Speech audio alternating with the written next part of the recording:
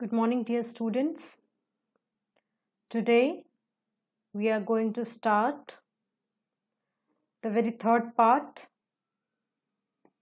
of the chapter, the Earth and the Solar System of Geography. Okay. Before starting the chapter, a thought for you. Education is the best friend. An educated person is respected everywhere. Education beats the beauty and the youth. So, we learn from this thought that education can always and ever be our best friend.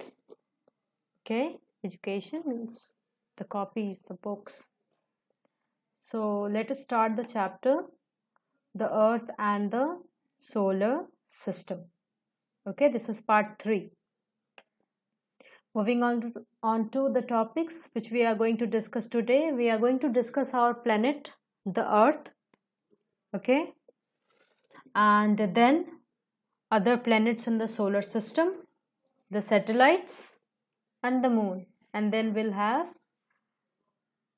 the exercise questions as well. Okay, let us move on to the topic, our planet.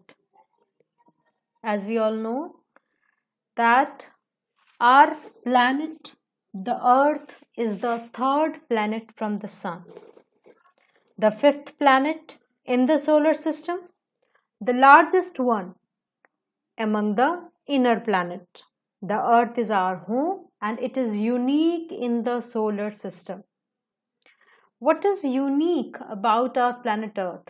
Let us see the unique features first, then we'll continue with this one, okay?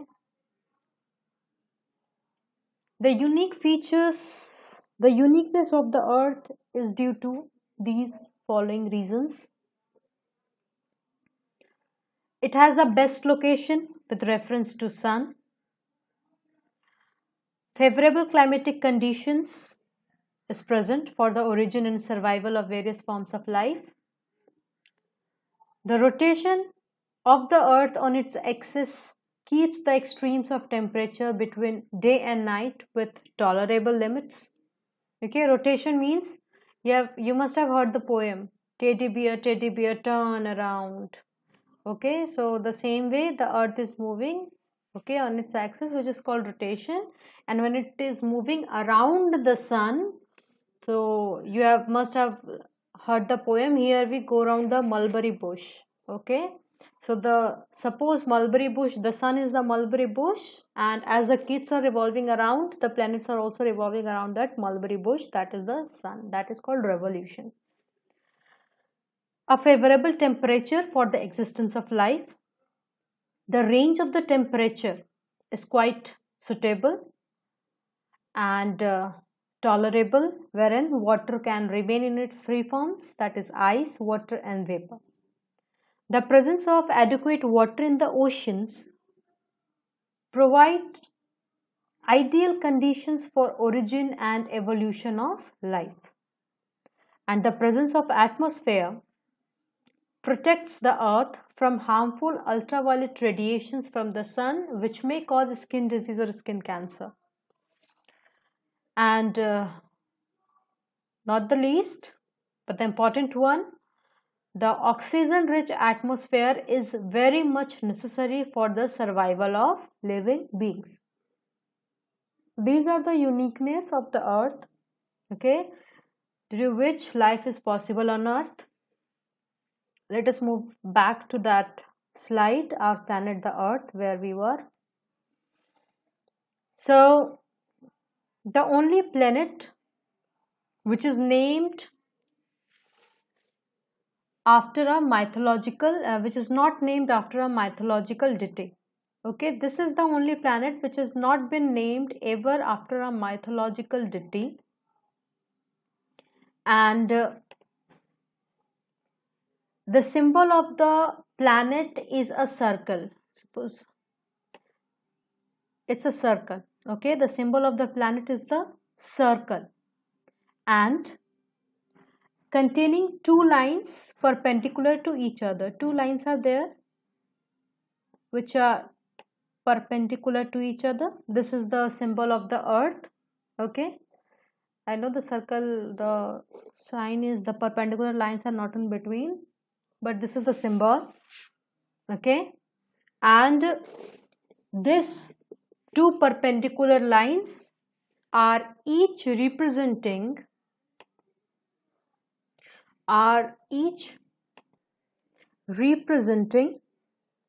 the intersection of the equator and the prime meridian. Now you must have been thinking that what is equator and prime meridian. Let us discuss that one also first. Okay, as you can see this figure is showing you the equator. Okay, as well, equator, which is the horizontal line going through the planet earth. Okay, so the earth is divided into two equal parts with an imaginary line drawn midway between the north pole and the south pole. These lines, this line is called equator. It is dividing the earth into two equal parts. You can see the part of the earth which is towards the north of the equator is called the northern hemisphere, and the part of the earth which is towards the south of the equator is called the southern hemisphere. Okay, as you can see from here, let us move back to our planet, the earth, then we'll discuss some thing about it which has been mentioned there. As you can see here, that in this line, the earth is not a perfect sphere. It is, if we have to take an example, take an instance of an orange. How is it bulged? Okay, at the sides, and it is flattened at the top and the bottom. The same way is the planet earth. The earth is not a perfect sphere. Due to its rotation of the earth, it is slightly bulging at the equator and flattened at the poles, and thus its equatorial diameter is about 44 km more than its polar diameter. Okay, let us go back to the diagram which shows us that you can see here that the equatorial diameter is 12,756 and the polar diameter is 12,712. Okay, which shows that the equatorial diameter is 44 km more than the polar diameter. Okay, and you can see in the first one also, the equatorial circumference and the polar circumference, there is a quite difference between the equatorial and the polar circumference, because it is, we have heard that it is quietly bulged from the toward the sides, towards the equatorial side. That is why the circumference, there is a difference between the circumference of the equatorial as well as the polar region. Okay, moving on back to the slide, our planet, the earth. As I have already discussed that the symbol of the planet is a circle containing two perpendicular lines. Okay, it looks blue in the color because of the presence of water. That is why it is also called the watery planet or the blue planet. In ancient times, people thought that earth is flat in shape. Okay, the scholars who declared that the earth is spherical in shape are Aristotle and the Copernicus. Okay, Aristotle and Copernicus declared that the earth is spherical in shape. And as we have discussed the last point, moving on to one more thing, we were discussing about equator, we have discussed, and the prime meridian. Here it is prime meridian, you can see this one. Okay, this one is prime meridian, which divides the earth into two other hemisphere, that is the eastern and the western hemisphere. The eastern and the western hemisphere. Okay, moving on to the next one, let us move on to the planets. Mercury It is named after the messenger of Roman gods. It is the closest to the sun. We have already discussed about it, that it is this the nearest planet to the sun. It has no moon. And the temperature, there is a great difference between the temperature, the day temperature and the night temperature. As you can see, the temperature during day is 400 degrees Celsius, and the temperature during night is minus 170 degrees Celsius, and it has no moon. So two planets are there which are having no moons. Okay, the first one is Mercury, and the second one is Venus. Okay, these two planets do not have a moon. Moving on to Venus, it is named after the Roman gods of love and beauty. It is the second planet from the sun. It is almost the same as the Earth size, almost the same as size as Earth. Okay, and that is why it is known as Earth's twin. The question may be arise that which planet is also known as Earth's twin and why. So Venus is known as Earth's twin because it is almost the same size as the Earth. It is visible after sunrise and before sunrise. After sunrise it is known as evening star, and before sunrise it is known as morning star. It is very hot and has no moon. Moving on to Mars. It is named after the Roman gods of war. It is known as the red planet. Okay, Roman gods of war. You can war. Okay, red planet, red, anger.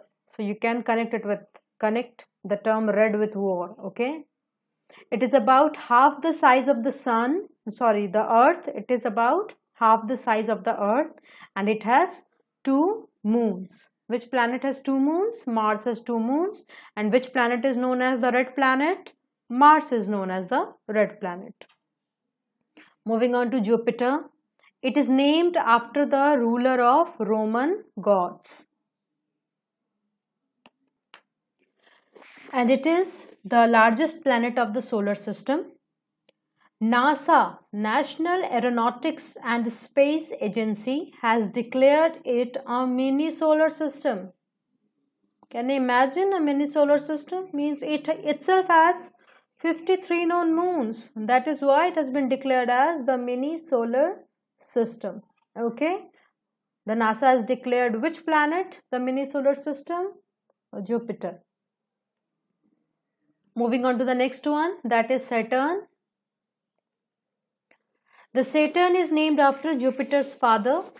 Okay, in Roman mythology, it is the most beautiful planet in the solar system. It has bright rings, as you can see from the picture. It has bright rings made of icy particles around its equator. According to NASA, it has 53 known moons. Okay. Moving on to the next one, that is Uranus. Uranus is named after the Greek god of the sky. You can see it has the color of sky, blue. Okay, a light blue. That is why it is called the Greek god of. It is named after the Greek god of the sky. It was discovered in 1781 by William Herschel. It also has rings, as you can see, very light. They are very light, visible quite. And according to NASA, it has 27 known moons. National Aeronautics and Space Agency. According to NASA, it has 27 known moons. Moving to the next one and the last one, that is Neptune. As you can see, Neptune is named after the Roman gods of the sea. It is similar to Uranus in size and structure, and that is why Neptune and Uranus are called the twin giants. A question may be arise that name the planets which are called the twin giants. So Uranus and Neptune are known as the twin giants, and Neptune has 8 moons. Okay, Uranus has 24 moons and Neptune has 8 moons. Which planet has 2 moons? So Mars has 2 moons. Name the planets which are not having any moon, that is Venus and Mercury. Okay, name the planet having 1 moon, Earth. Earth is a moon. okay, which is the natural satellite.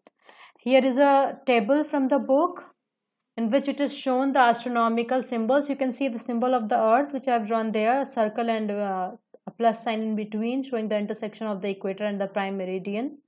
Okay, and as you can see here, the diameters are given in kilometers. Okay, and the time taken for rotation as well as the time taken for revolution. When you're here, let me clear this one also. Okay, time taken for rotation and revolution, because this is a very important one to understand it.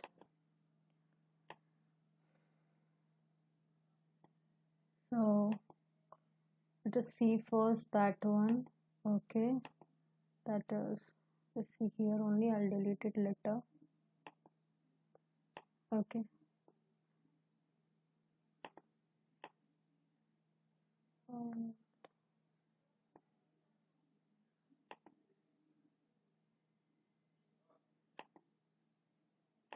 to bring a new slide. Let me bring a new slide. Okay, blank one, and then we'll be discussing it here. Yes. So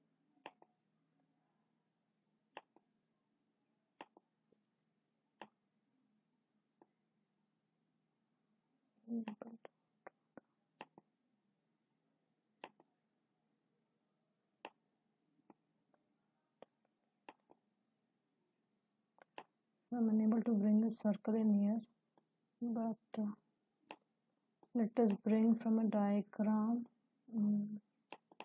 the slide. Where it is? Yes.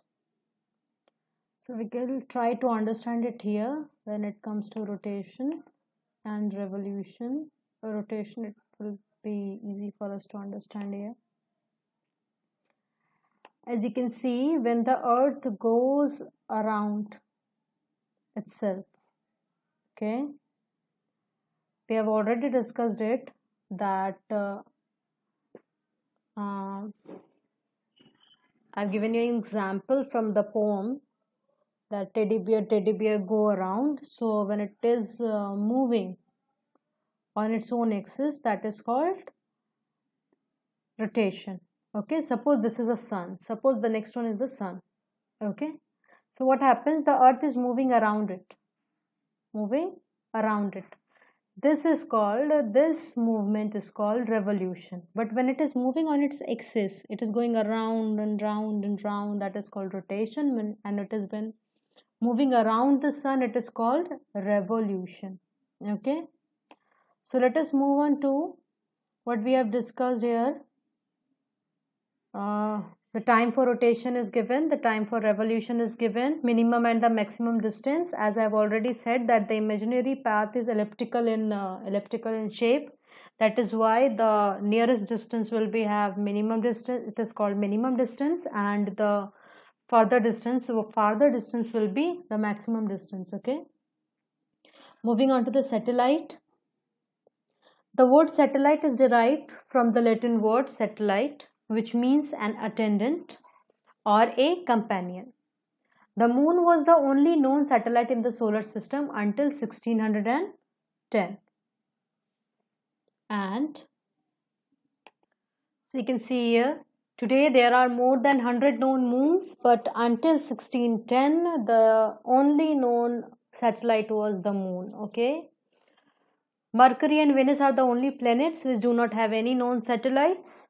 The satellites move around the planets from west to east. Do learn the directions as well, in which direction the planets are moving, in which direction the satellites are moving. The satellites do not have their own light and they reflect the light of the sun. Okay, they are not luminous, they are not having their own light. Moving on to the moon.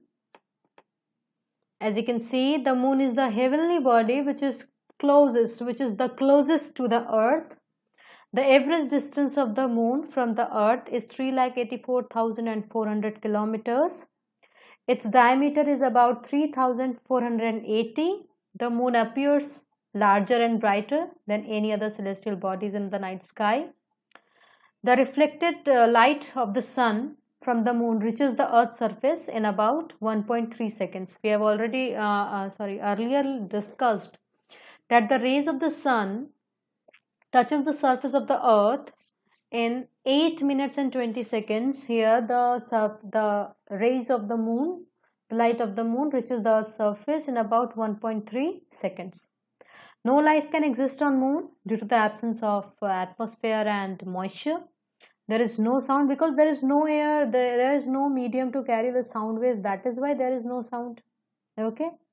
The moon rotates on its own axis, that is, it rotates and revolves around the earth, okay, from west to east. The time taken by the moon, the time taken by moon to complete one rotation and revolution is the same, okay. That is why we always see the same face of the moon. The temperature, there's a quite difference between the temperature during day and night. The days on the moon are very hot, 120 degrees Celsius, quite hot, and cold, it's minus 120 degrees Celsius. My god. Moving on to the note, two American astronauts, Neil Armstrong and Edwin Aldrin, landed on the moon on 21st June 1969. They explored and photographed the surface of the moon, and this was further followed by several other attempts by USA as well as the other countries like Russia. Moving on to, when we have talked about moon, how we can live the phases of moon. So we'll be discussing about the phases of the moon in the very next video, that is part 4, okay, because I do not want the video to be quite lengthy. So I'll discuss the phases of the moon in the next video soon. Till then, take care and do note down the notes, copy down the notes and start learning them. Okay, have a nice day.